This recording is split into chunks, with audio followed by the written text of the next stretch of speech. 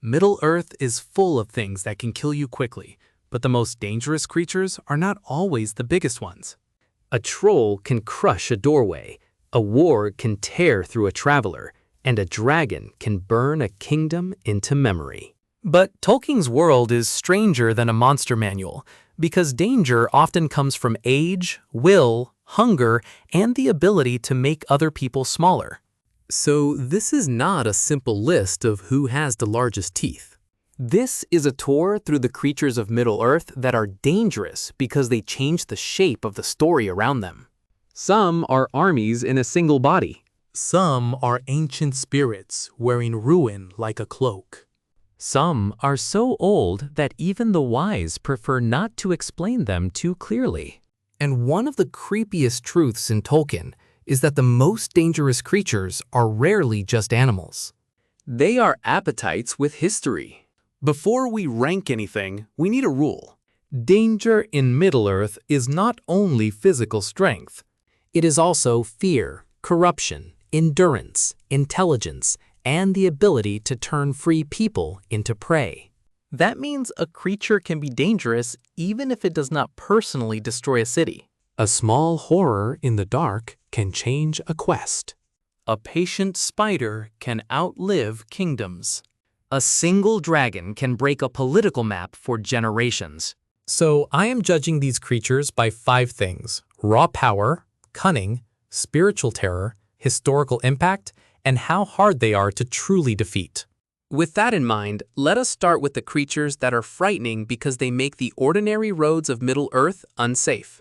Wargs are not the strongest monsters in Tolkien, but they are one of the most practical nightmares. They make the wilderness itself feel hostile.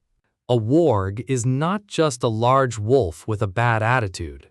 In The Hobbit and The Lord of the Rings, wargs are intelligent enough to cooperate, serve evil powers, and become part of military strategy. That matters because they turn distance into danger. A company can avoid a dragon by not going to the mountain. It is much harder to avoid a hunting pack that can cross country at night. Wargs are especially frightening because they connect the animal world to organized malice. They are fast, social, and cruel enough to become cavalry for darker armies. They may not be the deepest evil in Middle-earth, but they're the kind of danger that finds you before you reach the deeper evil. Trolls are danger made blunt. They are huge, violent, hard to stop, and useful precisely because subtlety is not required. In the older days, Morgoth bred or shaped many creatures as mockeries of the free peoples, and trolls carry that ugly idea into the Third Age. They feel like corrupted strength without wisdom.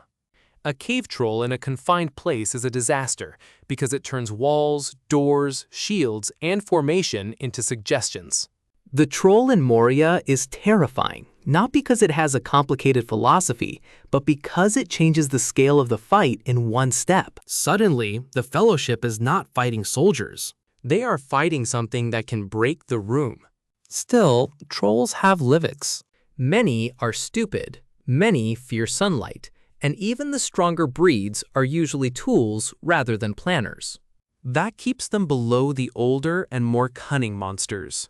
But if danger means surviving the next 30 seconds, trolls belong very high on the list. Orcs are tricky to place because they are not one creature in the way Shelob or Smaug is one creature. But as a danger to Middle-earth, they cannot be ignored. A single orc may be cowardly, cruel, or pathetic, but orcs become terrifying through number, discipline, and the dark wills that organize them. They are the everyday machinery of evil. They hold fortresses, raid borders, build roads of war, torture prisoners, and make the shadow present in thousands of small acts. The Uruk-hai are especially dangerous because they represent improvement in the wrong direction. They are stronger, more disciplined, more resistant to daylight, and better suited to Saruman's industrial imagination. That makes them less like a natural species and more like a weapon system. Their danger is not mystery. Their danger is repeatability.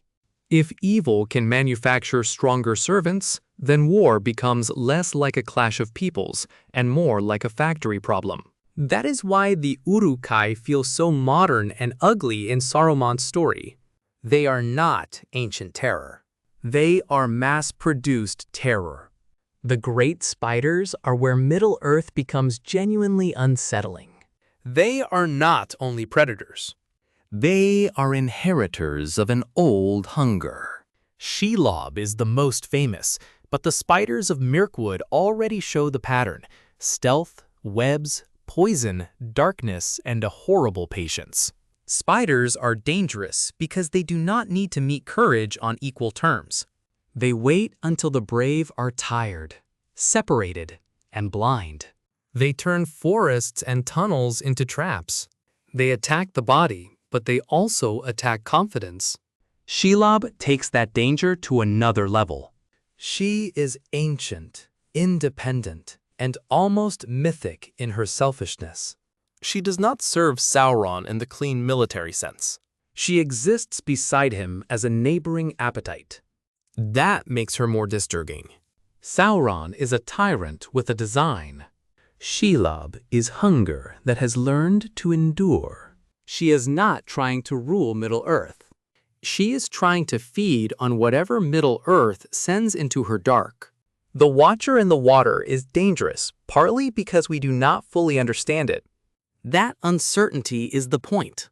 It waits outside the west gate of Moria, like a living warning that some doors should not be opened casually. Unlike a troll or a warg, the Watcher does not belong neatly to the ordinary categories of war.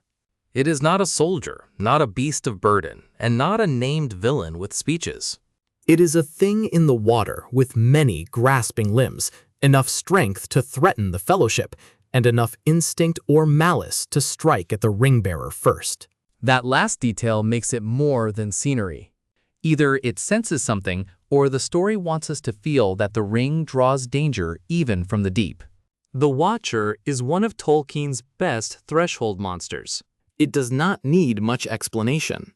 It only needs to make the reader feel that Moria is already surrounded by old, hungry things. When people think of Middle-earth, they often forget how strange and gothic the First Age can be. There are werewolves, vampire-like beings, shape-changers, and servants of Morgoth who feel closer to nightmare than battlefield. The most famous werewolf is Carcharoth, the monstrous wolf of Angband. He is not merely a big animal. He is bred and empowered by Morgoth, filled with a terrible hunger, and made into a living guardian of the Dark Lord's realm. Carcharoth becomes even more terrifying after biting off Baron's hand with a Silmaril in it, because holy light and monstrous hunger are trapped inside the same body. That is a very Tolkien kind of horror. Evil consumes something beautiful, but cannot truly digest it. Creatures like Carcharoth matter because they show what Morgoth's corruption does to life. It does not simply create useful soldiers. It creates beings whose bodies become arguments against the natural order. The Mumakil are not evil spirits, but they are among the most dangerous living creatures on an open battlefield. A Mumak is war as geography. It is so large that soldiers have to treat it like moving terrain. Spears, horses, shields, and ordinary courage all become fragile when a beast that size enters the fight. The danger of the Mumakil is not moral corruption in the same way as Shelob or a Balrog. It is scale. They create panic, break formations, and make even disciplined armies feel small. That makes them a useful reminder that not every dangerous creature in Middle-earth is supernatural. Some are dangerous because the world is old, wide, and full of living things that do not care about heroic proportions. Still, the Mumakil are limited by being creatures of war rather than makers of war. They can decide a battle, but they do not haunt an age. The nameless things beneath the mountains might be the most frightening creatures precisely because Tolkien refuses to hand us a clean file on them. Gandalf says they are older than Sauron, and that is enough to make the floor feel unstable. Older than Sauron does not necessarily mean stronger than Sauron. But it does mean they belong to a layer of the world that the main war barely touches. They are not part of the familiar map of elves, men, dwarves, and orcs. They are a reminder that Middle-earth has depths even its wisest characters do not fully master. That is dangerous in a special way. Sauron is terrifying because he has a will and a plan. The Nameless Things are terrifying because they suggest that the world contains ancient life outside the story's moral spotlight. They may not care about the ring. They may not care about kingdoms. They are dangerous because they make knowledge itself feel small. Dragons are near the top because they combine almost every kind of danger at once. They are physically catastrophic, highly intelligent, magically persuasive, and historically consequential. A dragon is not just a flying furnace. A dragon is greed with wings, memory, and language. Smaug is the clearest example in the late Third Age. He destroys Dale, occupies the Lonely Mountain, scatters a people, and turns treasure into a curse that keeps working long after the fire cools. His body is dangerous, but his voice may be worse. He studies Bilbo, probes for weakness, and tries to poison trust with suggestion. That is what makes dragons so frightening in Tolkien. They do not only burn halls. They talk to the part of you that wants to possess, suspect, and boast. In the First Age, dragons become even more apocalyptic. Glaurung ruins lives with malice and manipulation, while Ankalagon the Black belongs to a scale of destruction that feels almost mythological, even inside a myth. Dragons are dangerous because they are disasters with personalities. Balrogs may be the most concentrated terror in Middle-earth. They are not annals. They are fallen Maiar, spirits of fire and shadow who served Morgoth in the ancient wars. That means a Balrog is not simply a monster standing in a corridor. It is a relic of the world's deepest rebellion. Durin's Bane destroys a dwarven kingdom, turns Moria into a tomb of fear, and forces Gandalf into one of the most important confrontations in the entire story. Its danger is spiritual as much as physical. When the Balrog appears, the mood changes from adventure to ancient judgment. Weapons matter, but they no longer feel sufficient. The Fellowship is suddenly facing something from a higher order of terror. That is why Gandalf has to stand against it. The scene works because the Balrog is not just strong. It is old enough and dark enough that most heroes are not even in the right category to answer it. If we widen the lens to the ancient history behind Middle-earth, Ungoliant may be the purest image of monstrous appetite Tolkien ever created. She is not just a giant spider.